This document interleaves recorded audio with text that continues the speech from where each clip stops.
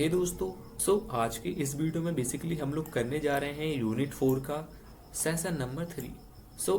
इस सेशन को स्टार्ट करने से पहले चलिए इस सेशन का एक छोटा सा ओवरव्यू ले लेते हैं, सो दैट हमें आइडिया लग जाए कि आखिर हम इस सेशन में बेसिकली क्या क्या पढ़ने वाले हैं। तो चलिए इसका एक ओवरव्यू देख लेते हैं। पहले हम देखते हैं हमारे इस सेशन का नाम क्या है। तो हमारे इस सेशन का नाम है ऑर्गेनाइजेशन स्टैंडर्ड्स।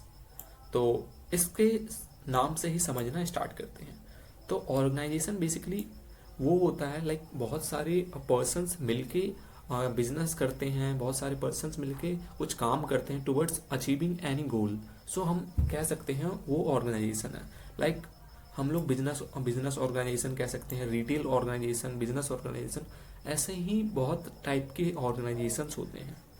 इफ हम स्टैंडर्ड्स की बात करें तो मैं आपको इसको एक एग्जांपल के थ्रू समझाने की कोशिश करूंगा। फॉर एग्जांपल कोई फास्ट फूड की एक शॉप है जो पिज़्ज़ा बनाती है। उसने एक पिज़्ज़ा बनाया इस साइज़ का, उसे अगला पिज़्ज़ा भी बनाना है इस साइज़ का। तो जो इफ़ वो पिज़्ज़ा बनाती है तो उसे हर पिज़्ज़ा सेम साइज़ का, सेम क्वालिटी का, सेम टेस्ट का बनाना होगा। तभी हम कहेंगे कि उसने हर पिज़्ज़ा बनाने में स्टैंडर्ड मेंटेन की है। अगर हर पिज़्ज़ा सेम साइज का, सेम टेस्ट का, सेम क्वालिटी का होगा तब हम कहेंगे कि वो स्टैंडर्ड मेंटेन कर रहा है। ठीक है, ऐसे ही बहुत सारे प्रोडक्ट इफ़ मैं क्लोथ्स की बात करूँ तो मीडियम साइज़ के क्लोथ्स आते हैं, स्मॉल साइज़ के आते हैं, लार्ज साइज़ के आते हैं। तो हर मीडियम साइज़ का जो क्लोथ होता है वो लगभग सेम साइज़ का होता है। तो हर कंपनी स्टैंडर्ड मेंटेन कर रही होती है साइज़ के मामले में, मीडियम साइज़, शॉर्ट साइज और लार्ज साइज।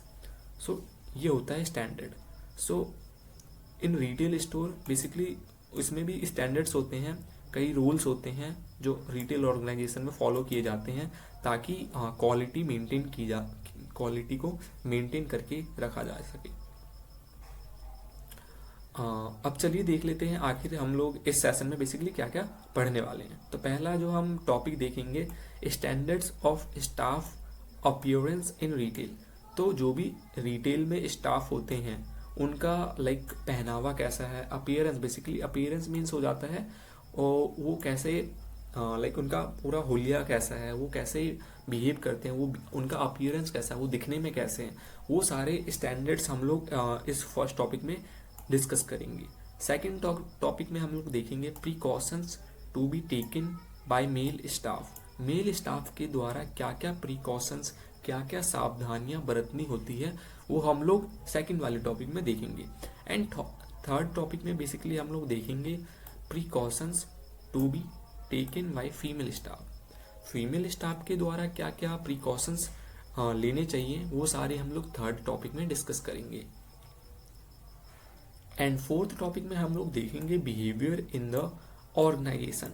ऑर्गेनाइजेशन में क्या बिहेवियर होना चाहिए, क्या बिहेवियर होता है, वो हम फोर्थ टॉपिक में डिस्कस करेंगे। एंड फिफ्थ में बेसिकली हम लोग चेक योर प्रोग्रेस के जो भी आंसर्स हैं वो इंक्लूड कर देंगे। आप जाके या तो नोटबुक में नोट कर लीजिएगा या उसका स्क्रीनशॉट लेके रख लीजिएगा। बिना आपका टाइम वेस्ट करते हुए चलिए आज के इस सेशन को स्टार्ट करते हैं। Standards of staff appearance in retail. तो इसमें बेसिकली चलिए देखते हैं क्या स्टैंडर्ड्स होने चाहिए स्टाफ अपीयरेंस इन रिटेल में। देखिए पहले पॉइंट में क्या बताया है, all officers and staff have a personal responsibility to maintain the standard of appearance in an organisation.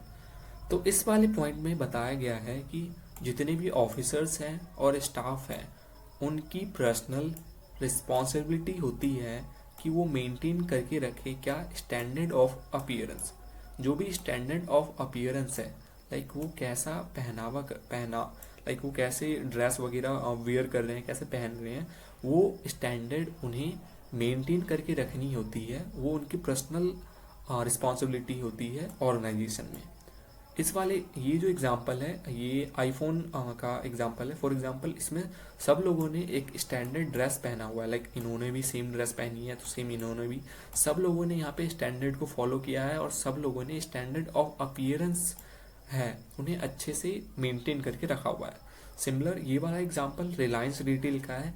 यहाँ पे भी सभी एम्प्लॉय ने स्टैंडर्ड ऑफ अपीयरेंस को अच्छे से मेंटेन किया हुआ है। इस वाले एग्जांपल में भी देख लीजिए, जूडियो का एग्जांपल, यहाँ पे भी सभी स्टाफ ने क्या स्टैंडर्ड ऑफ अपीयरेंस को मेंटेन करके रखा हुआ है। Managers and supervisors are responsible for ensuring all personnel achieve standards of appearance set out in form, and they should give recommendation and guidance wherever necessary।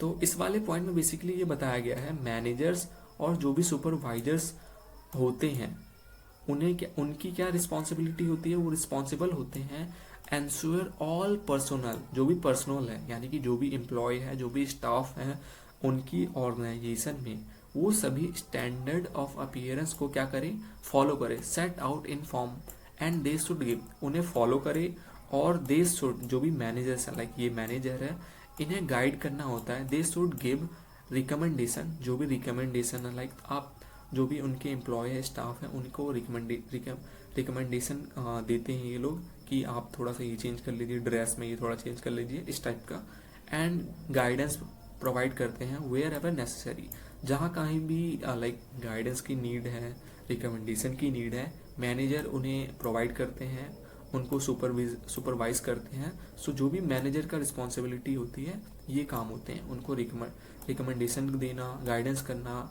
जहाँ कहीं भी उनको नेसेसरी नीड है या ज़रूरत है वहाँ पे ये सारी चीज़ें करके चलते हैं। आगे बताया गया है standards of dressing and appearance perceive to offer number of benefits to the organisation. तो ये बता रहा है स्टैंडर्ड ऑफ ड्रेसिंग यानी कि वेल ड्रेस्ड रहना जो भी स्टाफ है उन सभी का, और अपीयरेंस परसीव, जो भी अपीयरेंस है, इससे क्या होता है, ये बेसिकली ऑफर करता है, offer a number of benefits, कई तरीके के बेनिफिट्स ऑफर करता है हमारी ऑर्गेनाइजेशन को। इफ़ आपके स्टाफ एम्प्लॉय प्रॉपर ड्रेस्ड हैं, प्रॉपर स्टैंडर्ड ऑफ ड्रेसिंग को फॉलो कर रहे हैं, स्टैंडर्ड ऑफ अपीयरेंस को फॉलो कर रहे हैं, तो कई तरीके के बेनिफिट्स आपको मिल सकते हैं। फॉर एग्जाम्पल यहाँ पे बताया गया such as a alignment of employees, like आपको alignment of employees appearance with organisation brand.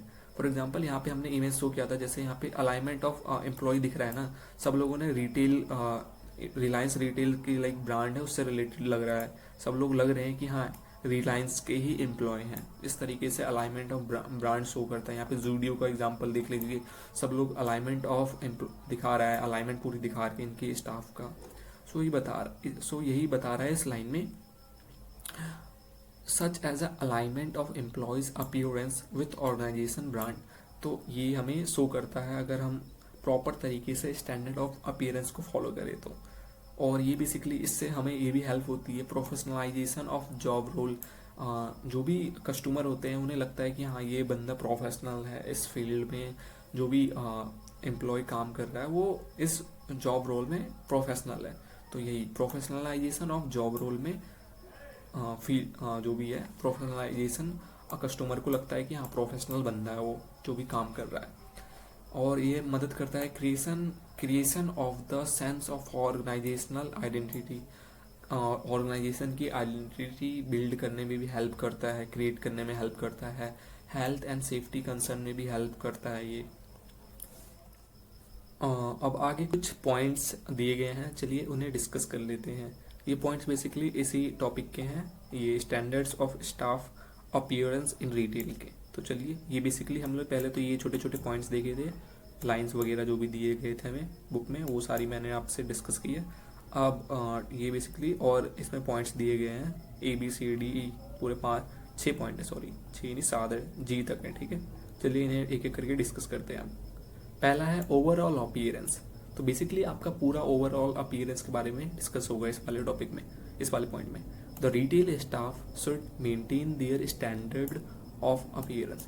तो इसमें कह रहा है कि जो भी रिटेल स्टाफ है उन्हें मेंटेन करके रखनी होती है जो भी स्टैंडर्ड ऑफ अपीयरेंस है, जो भी उनका पहनावा है कैसा होना चाहिए, उस स्टैंडर्ड को मेंटेन करके रखना है। जो भी कंपनी दे रही है रूल कि आपको ये इस रूल के अकॉर्डिंग आपकी जो भी ड्रेस है उसके अकॉर्डिंग ही ड्रेस होना है। सो वो भी वो स्टैंडर्ड ऑफ अपीयरेंस को फॉलो करना है, ठीक है। The type of work sets the formal standard of dress. तो देखिए, the type of work sets the formal standard of dress. तो फॉर्मल स्टैंडर्ड ऑफ ड्रेस को आपको बियर करना है। ओवरऑल जो भी ड्रेस है, ओवरऑल अपीयरेंस को बेसिकली आपको मेंटेन करके रखना है। जो भी स्टैंडर्ड आपकी जो भी ऑर्गेनाइजेशन आपको बता रही है उसको फॉलो करना है बेसिकली। उसके बाद नेक्स्ट वाले पॉइंट में बेसिकली क्या बताया गया है, ड्रेस कोड। तो the employees dress code must be unique in all aspects like age, gender, religion and culture. तो बेसिकली जो भी ड्रेस कोड है बेसिकली हर यूनिक होना चाहिए, वो भी हर एस्पेक्ट्स में। लाइक अगर एज के मामले में, जेंडर के मामले में, रिलीजन के मामले में, कल्चर के मामले में, तो ड्रेस कोड क्या होना चाहिए, यूनिक होना चाहिए इन ऑल एस्पेक्ट्स। उसके बाद हेयर की बात कह रहा है, हेयर की बारे में डिस्कस कर रहा है। The hair should be well tied. जो भी हेयर है वो वेल टाइड होने चाहिए, वेल कलर्ड होने चाहिए। The employees of the store should avoid unnatural hair colour. आपको लाइक डिफरेंट कलर के हेयर नहीं रखने, लाइक ब्राउन कोई पर्सन रखता है, कोई थोड़े लाइक ग्रीन, अलग अलग टाइप के कलर्स होते हैं, बट आपको सिंपल नेचुरल ब्लैक कलर ही रखना है आपके स्टैंडर्ड के अकॉर्डिंग। नेक्स्ट बताया है identity cards with company logo. तो आईडी कार्ड्स होनी चाहिए mainly. ID card mainly includes name, photo, job title, designation of employee. तो बेसिकली सबके पास उनका आईडी कार्ड होना चाहिए, जिसमें उसमें बेसिकली क्या क्या मेंशन होते हैं, क्या इंक्लूड होते हैं, उनके नेम इंक्लूड होते हैं, फोटो होती है, जॉब टाइटल होता है, डेजिग्नेशन ऑफ एम्प्लॉय होता है। इस वाले एग्जांपल में आप जैसे देख सकते हैं सब लोगों ने यहाँ पे आई कार्ड पहन रखा है, तो सबके पास आई कार्ड होना चाहिए। इस वाले भी एग्जांपल में देख सकते हो सब लोगों के पास आई कार्ड है। इस वाले एग्जांपल में भी देख सकते हो सबके गले में आई कार्ड आपको शो हो रहा होगा। तो इसमें बेसिकली वही बता रहा है, आईडी कार्ड विद कंपनी लोगो के साथ आईडी कार्ड होना चाहिए। उसके बाद फिफ्थ वाले पॉइंट में बता रहा है body language. Understanding the body language is very important aspect of personal appearance. So the body language of the staff should be impressive. तो बॉडी लैंग्वेज बेसिकली क्या होता है, आपका कैसे आप कैसे अपने हैंड को यूज़ करते हो। लाइक व्हेन आप टॉक कर रहे हो किसी पर्सन से कम्युनिकेट कर रहे हो, तो अपने हाथों को यूज़ कीजिए। आप बेसिकली आप सीधा खड़े हो जाएंगे और अपने हाथों का कुछ यूज़ नहीं कर रहे, आप कुछ साइंस यूज़ नहीं कर रहे, तो that communication is not good. If अगर आप बॉडी लैंग्वेज अब तक यूज़ नहीं कर रहे, आप अपने हेड को यूज़ नहीं कर रहे लाइक किसी कुछ शो करने के लिए, तो आप बेसिकली एक अप्रोप्रिएट बॉडी लैंग्वेज आपको यूज़ करनी है, सो दैट सामने वाला पर्सन को लगे हाँ ये बंदा अच्छे से बात कर रहा है। सो यही बताया है इस वाले पॉइंट में। Understanding the body language is very important aspect of personal appearance. तो बॉडी लैंग्वेज को समझना पर्सनल अपीयरेंस बहुत इंपॉर्टेंट एस्पेक्ट होता है पर्सनल अपीयरेंस में। So the body language of the staff should be impressive. तो जो भी बॉडी लैंग्वेज है आपकी बहुत इंप्रेसिव होना चाहिए, लाइक एक पॉजिटिव वाइब आनी चाहिए आपकी बॉडी लैंग्वेज में। जब आप चलो, जब आप किसी से कम्युनिकेट करो, किसी कस्टमर से कम्युनिकेट करो, आप उनको इन्फो दो, किसी प्रोडक्ट से रिलेटेड आप उनको इन्फॉर्मेशन दे रहे हो, तो पॉजिटिविटी आपकी बॉडी लैंग्वेज में दिखनी चाहिए, इम्प्रेसिव होनी चाहिए, ठीक है। उसके बाद अगला पॉइंट बताया गया है cosmetics. The makeup should be Saber. तो जो मेकअप होता है वो बेसिकली बहुत कम होना चाहिए, नॉट ऑप्ट्रेसिव और एक्सेसिव। बेसिकली जो मेकअप वगैरह हैं वो ज़्यादा आपको एक्सेसिव नहीं करने हैं, ठीक है। ऑप्ट्रेसिव और सोबर होने चाहिए, नॉट ऑप्ट्रेसिव और एक्सेसिव नहीं होने चाहिए, कम होनी चाहिए मेकअप। बेसिकली जितना कम हो सके उतना बेटर है। उसके बाद नेक्स्ट वाले पॉइंट में बताया गया tattoos. Quarter and half and full sleeve tattoos must be covered eight all times. तो बेसिकली जो भी टैटूज वगैरह हैं आपको बेसिकली कवर करके रखने हैं। जो भी फुल स्लीव ड्रेस करनी है, टैटूज को बेसिकली आपको कवर करके रखने हैं व्हेन आप रिटेल स्टोर में काम कर रहे हो। तो सो ये सारे पॉइंट्स रिलेटेड थे इस वाले टॉपिक से। Standards of staff appearance in retail. Standard of staff appearance, जो भी स्टाफ अपीयरेंस से रिलेटेड स्टैंडर्ड्स हैं रिटेल में, वो सारे इस वाले टॉपिक में डिस्कस कर लिए गए। आई होप आपको ये पूरा का पूरा टॉपिक अच्छे से क्रिस्टल क्लियर हो गया होगा। Precautions to be taken by male staff. तो मेल स्टाफ के द्वारा बेसिकली क्या क्या प्रिकॉशंस, क्या क्या सावधानी बरतनी होती है, वो सारी प्रिकॉशंस यहाँ पे दी गई हैं। चलिए उन्हें एक एक करके रीड करते हैं। The prescribed uniform should be neat and clean and ironed. जो भी प्रिस्क्राइब्ड यूनिफॉर्म बताई गई है, लाइक जो भी यूनिफॉर्म आपको आपकी रिटेल ऑर्गेनाइजेशन ने बताया है, वो बेसिकली क्या होनी चाहिए, नीट होनी चाहिए, क्लीन होनी चाहिए एंड आयरन होनी चाहिए। बेसिकली साफ सुथरी ऑन एंड आयरन आपकी यूनिफॉर्म होनी चाहिए। सेकंड वाले पॉइंट में बताया गया है hair must be short, clean and tidy. जो भी हेयर है बेसिकली आपके क्लीन और शॉर्ट होनी चाहिए। उसके बाद थर्ड पॉइंट में बेसिकली बताया गया one is expected to have a clean shave look. जो भी लुक है आपका बेसिकली क्लीन सेव होना चाहिए, ठीक है। उसके बाद बता रहा है नील्स शुड बी कट और trimmed neatly at regular intervals. आपको जो भी नील्स वगैरह आपको कट करके रखनी चाहिए, ठीक है। एंड नेक्स्ट वाले पॉइंट में बताया गया है avoid earrings and bracelets during officials hour. जो भी ब्रेसलेट्स वगैरह है और इयररिंग्स वगैरह आपको वो सारी चीज़ें अवॉइड करके रखनी चाहिए। फॉर एग्जांपल यहाँ पे एग्जांपल के लिए मैंने अपनी इमेज लगा रखी है। आप जैसा देख सकते हैं ये मेरी इमेज है, इसमें आप देख सकते हैं हेयर एकदम परफेक्टली कट है, शॉर्ट्स हैं, ज़्यादा बड़े हेयर्स नहीं है। जो भी यहाँ पे बियर्ड है क्लीन सेव है मेरी पूरी यहाँ पे। और जो भी ड्रेस है मेरी एकदम पूरी परफेक्टली ड्रेस है, iron and neat and clean dress है। तो यहाँ पे एक परफेक्ट लुक है, परफेक्ट मेल स्टाफ के तौर पर आप इसे देख सकते हो। फॉर एग्जाम्पल ये एग्जाम्पल के तौर पर आई होप आपको ये सारे प्रिकॉशंस समझ में आए होंगे जो भी मेल स्टाफ के थ्रू लिए जाते हैं।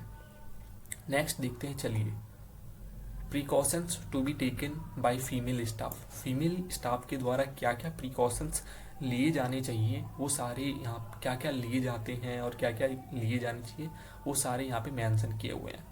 Female staff with long hair should be tie their hair at all times during official hour. तो जिन फीमेल्स के लाइक बहुत लंबे बाल होते हैं उन्हें बेसिकली अपने बाल को टाई करके रखने, यानी कि बांध अपने बाल को जो भी है बांध करके रखनी है, जूड़ा बना के रखनी बेसिकली। उन्हें अपने लंबे बाल को शो नहीं करना, ठीक है। नेक्स्ट में बताया no flowers hooked on the hair are desirable. जो भी फ्लावर्स वगैरह होते हैं लाइक गर्ल्स क्या होती है समटाइम्स अपने हेयर में फूल्स वगैरह लगा लेती हैं, तो वो सारे फूल्स वगैरह डिजायरेबल नहीं होते, तो वो आपको नहीं लगाना है। Avoid dark colour nail paints and long nails. तो कुछ गर्ल्स बेसिकली, कुछ लड़कियों को बेसिकली लंबे नील्स पसंद होते हैं और उन पे नील पेंट लगा लेती हैं, लाइक ब्लैक नील पेंट। जो भी अलग अलग different kind of nail paint होती हैं, आपको basically dark colour nail paint से बचना है, लॉन्ग नेल्स नहीं रखने आपको, इन सबको अवॉइड करना है, ठीक है। उसके बाद know heavy jewellery should be Warne. तो जो भी हैवी ज्वेलरी वगैरह है लाइक नेकलेस वगैरह है आपको पहनना नहीं है, हैवी जो बहुत हैवी होते हैं।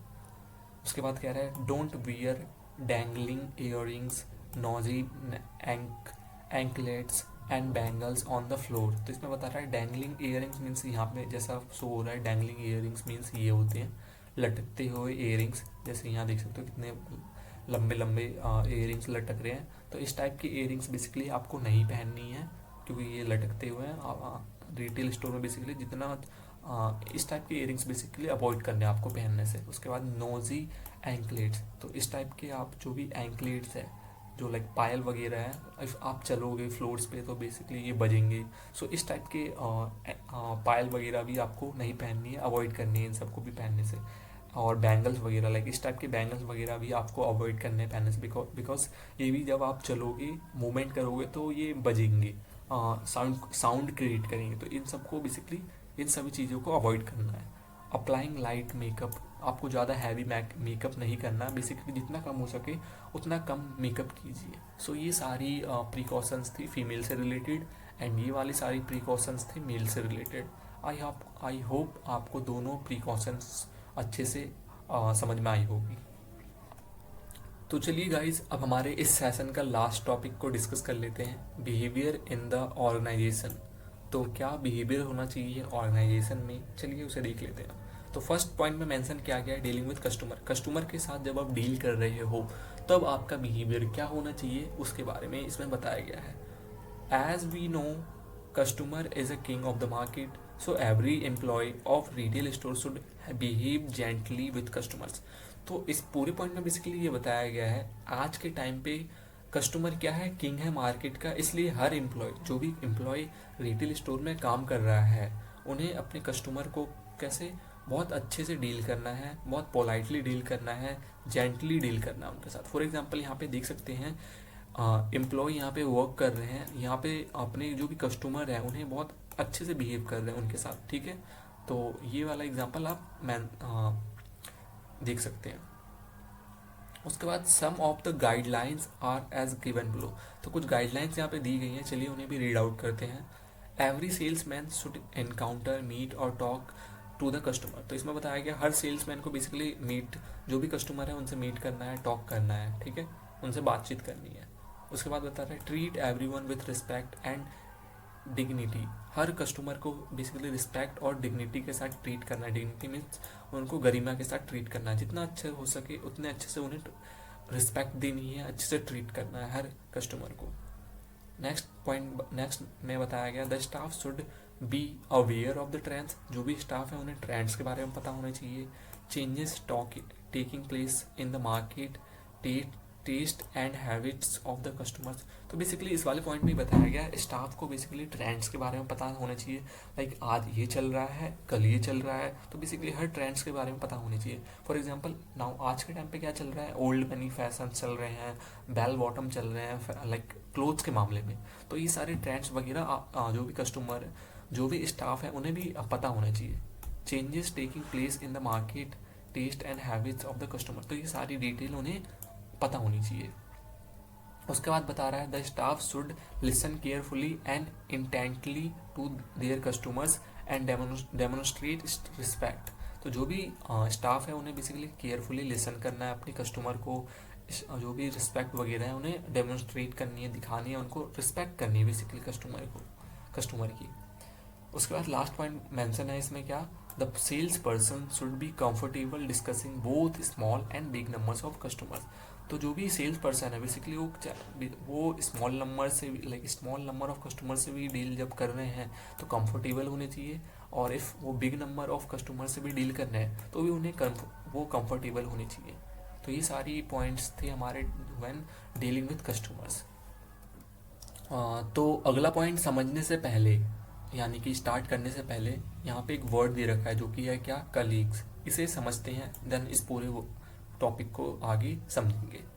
तो जैसे आपके नॉर्मली फ्रेंड्स होते हैं, और स्कूल में बेसिकली जो भी लाइक आपके साथ पढ़ते हैं उन्हें हम क्लासमेट कहते हैं, ठीक है, और क्लासमेट्स कहते हैं। ऐसे ही जब आप किसी ऑर्गेनाइजेशन में, किसी ऑफिस में, लाइक किसी कंपनी में वर्क कर रहे हो किसी पर्सन के साथ, लाइक यहाँ पे ये सारे पर्सन एक साथ एक ही कंपनी में काम कर रहे हैं और एक ही ऑर्गेनाइजेशन में काम कर रहे हैं या एक ही ऑफिस में काम कर रहे हैं, तो हम इन्हें फ्रेंड नहीं कहेंगे और ना ही हम इन्हें क्लासमेट्स कहेंगे। यहाँ पे हम इन्हें क्या कहेंगे, ये सारे कलीग्स हैं। कलीग्स मतलब इनके साथ काम करने वाले, को वर्क कर रहे हैं, लाइक ये सारे एक साथ मिलकर काम कर रहे हैं, तो ये आपस में क्या हो गए, कलीग्स हो गए। तो कलीग्स काइंड ऑफ आप कह सकते हो फ्रेंड हो गए, आपके साथ जो काम कर रहे होते हैं, लाइक क्लासमेट्स होते हैं स्कूल में, similar kind of type office वगैरह में कलीग्स होते हैं। सो आई होप आपको इस वर्ड का मतलब समझ में आया होगा कलीग्स का। अब चलिए इस पॉइंट को समझते हैं। सेकंड पॉइंट है dealing with colleagues. Dealing with colleagues is very important aspect, it builds relationship between the colleagues. तो कलीग के साथ कैसे डील करना है बेसिकली ये भी बहुत इंपॉर्टेंट एस्पेक्ट होता है। ये बेसिकली हेल्प करता है रिलेशनशिप बिल्ड करने में कलीग्स के साथ। इसमें फर्स्ट पॉइंट क्या मेंशन किया गया है, a sales person should behave decently and positively with his her colleagues in organisation. तो इस वाले पॉइंट में ये बताया गया है कि जो भी सेल्स पर्सन है उन्हें डिसेंटली बिहेव करना चाहिए एंड पोलाइटली बिहेव करना चाहिए अपने कलीग्स के साथ जो भी ऑर्गेनाइजेशन में है उनके। सेकंड पॉइंट में बताया गया है being over competitive should be avoided, this is negative thing, try working with rather then against openly competitive colleagues. तो इसमें ये कह रहा है कि आपको ज़्यादा ओवर कॉम्पिटिटिव नहीं होना चाहिए, इन ओवर कॉम्पिटिटिव को अवॉइड करना है। बेसिकली आप क्या करना है, ये बेसिकली एक नेगेटिव थिंग है। So try working with rather than against openly competitive colleagues. तो आपको ज़्यादा कॉम्पिटिटिव नहीं होना अपने कलीग्स के साथ। बेसिकली आप अपने कलीग्स, जो भी कलीग्स हैं, उन्हें ओपन चैलेंज दीजिए कि आज मैं 10 सेल्स, आज लाइक मैं इतना सेल करूँगा, चलो आज मैं इतना सेल्स करूँगा, क्या तुम इतना सेल कर सकते हो। बेसिकली ओपन चैलेंज दो और बेसिकली ज़्यादा ओवर कॉम्पिटिटिव ना हो, ठीक है। आपको ओपन चैलेंज देना है लाइक, और अपने कलीग्स के साथ मिलके काम करना है, हैप्पी हैप्पी रह के काम करना है आपको, ठीक है। खुश रह के आपको अपने कलीग्स के साथ वर्क करना है। उसके बाद कह रहा है avoid misunderstanding with colleagues. Colleagues के साथ जो भी मिसअंडरस्टैंडिंग वगैरह डेवलप हो जाती है, क्रिएट हो जाती है, उन्हें आपको बेसिकली अवॉइड करके चलनी है। उसके बाद कह रहा है ट्राई प्रेजिंग द कॉम्पिटिटिव को worker for work well done. तो प्रेजिंग मतलब बेसिकली आप उनको बेसिकली उनकी तारीफ़ें करनी है, जो भी पर्सन लाइक ये पर्सन कुछ ज़्यादा ही कॉम्पिटिटिव है आपके स्टोर में, आपके ऑर्गेनाइजेशन में। तो बेसिकली अगर इसने कुछ अच्छा काम किया तो इन्हें आप लोग लाइक इनकी तारीफ़ ही कर दीजिए, कॉम्प्लीमेंट दे दीजिए, हाँ आपने बहुत अच्छा काम किया, वेल डन, नाइस और अमेजिंग वर्क। तो इस तरीके से आप इन्हें कॉम्प्लीमेंट दे सकते हो ताकि इनकी जो भी पॉजिटिविटी है वो इंक्रीज हो जाए। और बेसिकली ये अच्छा रिलेशनशिप दिखाती है कलीग्स के बीच में एक ऑर्गेनाइजेशन में। उसके बाद आगे क्या पॉइंट मेंशन किया गया है, take competition positively not personally. तो जो भी कंपटीशन वगैरह है आप लोगों को बेसिकली पॉजिटिवली लेना है आपस में, उन्हें आप पर्सनली मत लीजिएगा जो भी कंपटीशन वगैरह है। तो ये सारी बातें इस वाले पॉइंट में मेंशन की गई हैं। When dealing with colleagues, colleague के साथ आप जब डील कर रहे हो तो कैसा आपका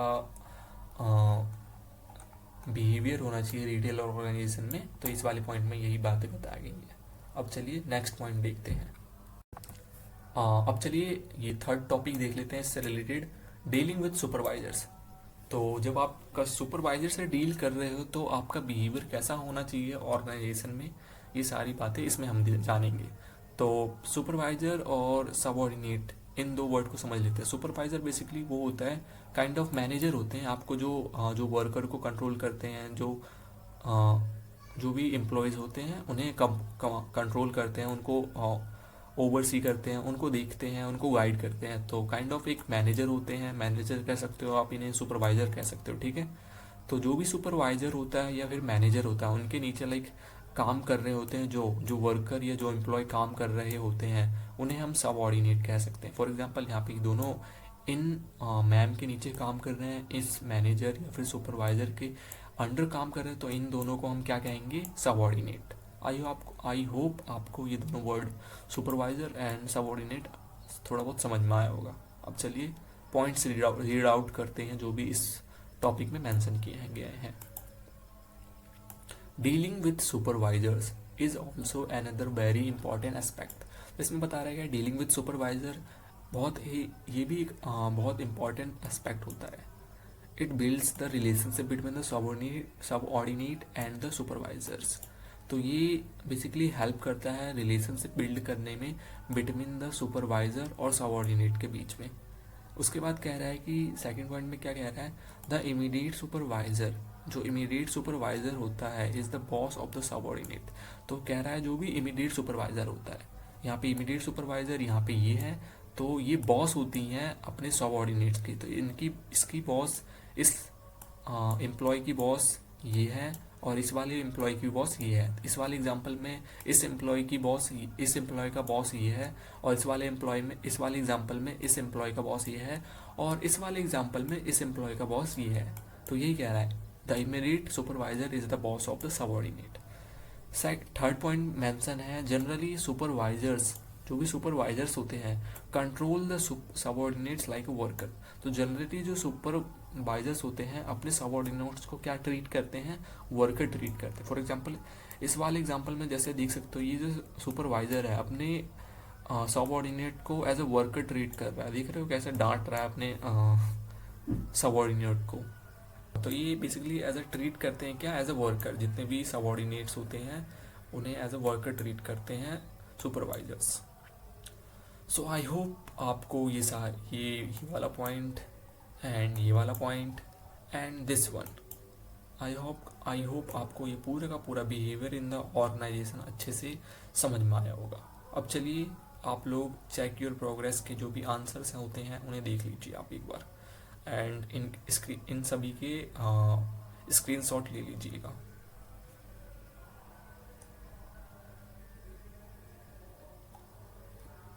ये था हमारा fill in the blanks and ये ट्रू फॉल्स, एंड ये है हमारे लॉन्ग आंसर क्वेश्चंस। तो पहला क्वेश्चन क्या है, discuss the standards of staff appearance.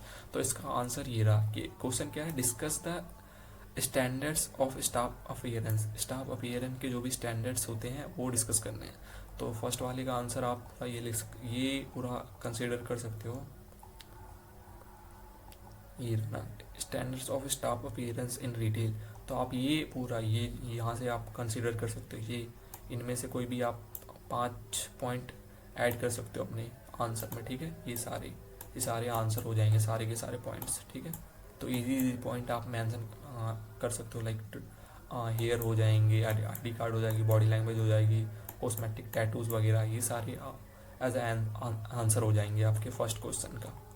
And second question क्या है, चलिए वो भी देख लेते हैं एक बार।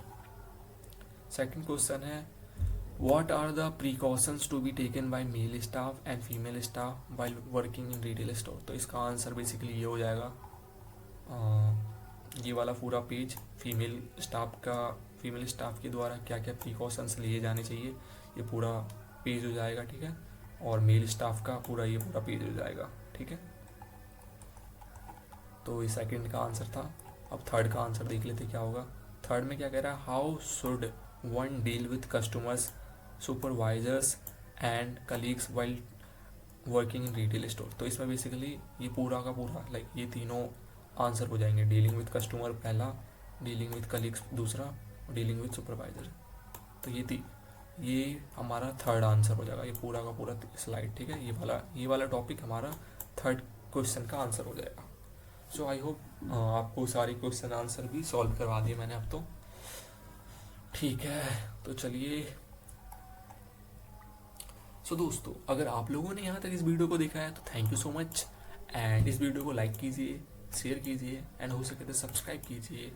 And if there is any feedback, positive feedback not negative feedback है, तो प्लीज़ ज़रूर आप उसे इंक्लूड कीजिएगा हमारी कमेंट में।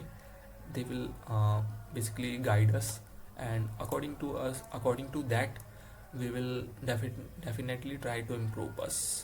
Okay, again thank you so much for watching this video.